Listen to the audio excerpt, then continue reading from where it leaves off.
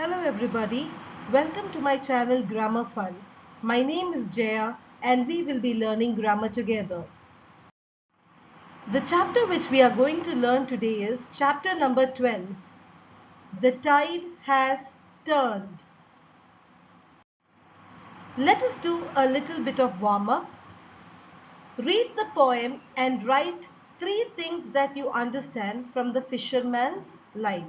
So there is a poem given below. You have to read that poem, understand the poem, and you have to write three things about a fisherman's life. I am a fisherman's son, got fisherman's ways. I fished with my father in my young days. I learned the fine craft of the fisherman's trade just to pass to my son so he'll do the same. The sea is my lifeline, the shore is my home. I have been to your cities, I didn't stay long. I stared at the bright lights, the dark city ways. I'll tell you that's not for me. No, I couldn't stay. So, what did you understand from the poem? Now you have to write what you understood from the poem. You can write this in your textbook. The speaker is the fisherman's son who has adopted to his father's ways. He went fishing with his father even as a child and learned the trade. As time passes, he'll pass it on to his son as well. The sea is his lifeline and the seashore his home. He doesn't much care for the cities with its bright lights and dark ways, for that's not what he wants. So it's all about the poem. The speaker is the son of the fisherman who is following his father, and he has learned this as a child. Now as time passes, he will give this trade or this skill to his son also. Everything is sea for him. He doesn't like the cities because that is not what he wants. So let us see what is this story about. Let us read and understand the story. Arigi was a large woman.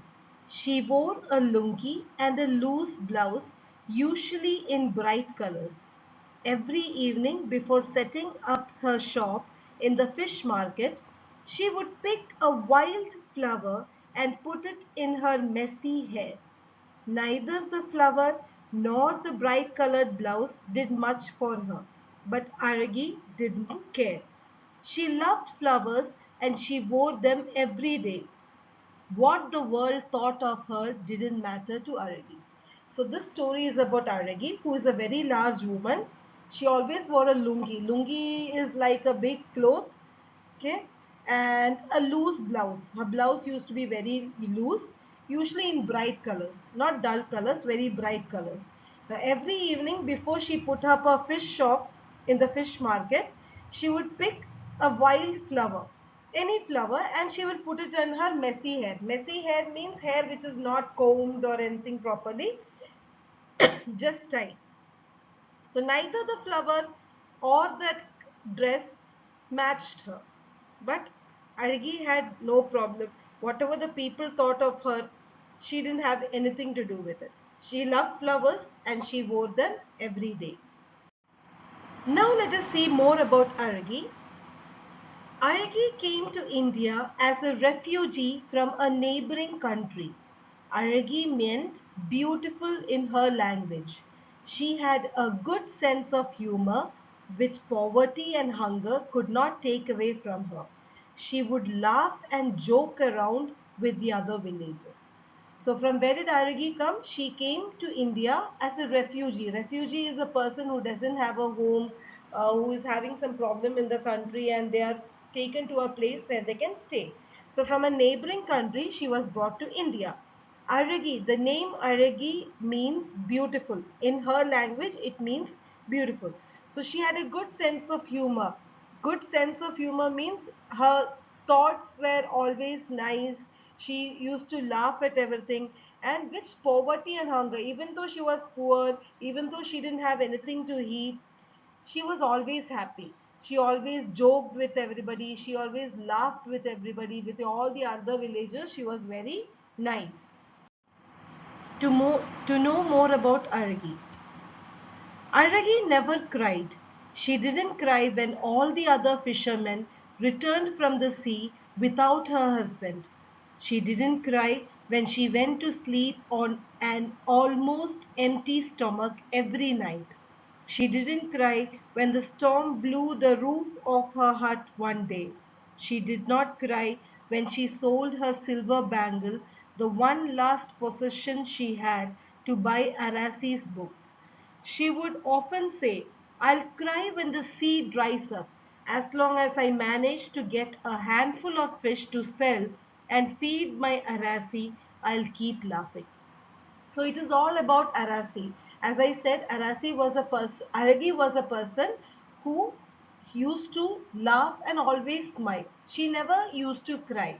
So when all the other fishermen used to come home and her husband didn't come, she didn't cry. Even when she had almost nothing to eat, only little food to eat, and she was hungry, she didn't cry. When the storm, when the wind blew, actually took the roof of her hut, okay, her house was gone, then also she didn't cry. So then when she sold her silver bangle, she wanted to buy books for Arasi, so she sold her silver bangle. She didn't cry that time also. So what she used to say, I will cry when the sea dries up. So when there is no water in the sea, when there is no fish in the sea, I will cry that time. As long as I manage to get a handful of fish. So what she says is, as long as I get some fish to sell and give food to my Arasi, I will keep laughing. Arasi, Aragi's daughter, was an earnest little girl. She was always the first one to reach her school. On her way to school, she was accompanied by her mother, Aragi. The latter used to stop at the house of the old lady who lived alone. Very quickly, Aragi would sweep the old lady's house, fill 2 pots of water for cooking, and help the old lady to sit on her wheelchair. The lady could manage to move around, turning the wheels of her chair and moving from one place to another. Arasi loved her mother and respected her a lot for working so hard. So every day, Arasi was Aragi's daughter. She was a very truthful girl, a very small girl, very truthful, very hardworking. She was always the first one to reach her school.